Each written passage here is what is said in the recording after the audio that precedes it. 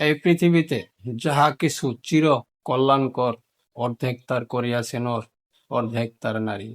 সেই স্লোগানকে বুকে ধারণ করে চলতে চেষ্টা করুন।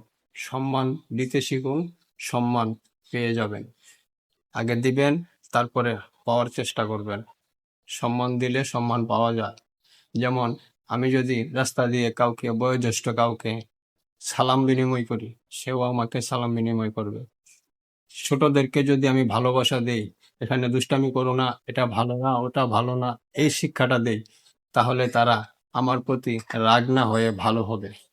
তাই সমাজকে উন্নতির পথে নিয়ে যেতে আমাদের অনেক কিছুই করতে হয়, অনেক ত্যাগ স্বীকার করতে হয়। তাই ত্যাগ স্বীকার করবেন, দিতে শিখবেন, পরে অবশ্যই আপনি পাবেন। কেন বললাম, আমি যদি আপনাকে 2বার ডাক দিই, আপনি আমাকে একবারেও ডাক দিবেন। অথবা আমি যদি আপনাকে দেখে বলি যে আসেন ভাই 1 কাপ চা খাই, আমি 2 দিন খাওয়াইলে আপনি 1 দিন খাওয়াইবেন। এটাই নিয়ম। আর এভাবেই চলতে হয় আমাদের সমাজে। তাই সমাজকে নিয়ে কিছু করার চিন্তা ভাবনা করুন, যেন ভালো হয়।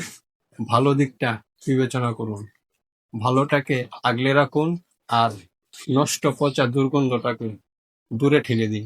তাতেই জীবনের কল্যাণ হবে, ভালো হবে। তাই সম্মান দেন, সম্মান পাবেন।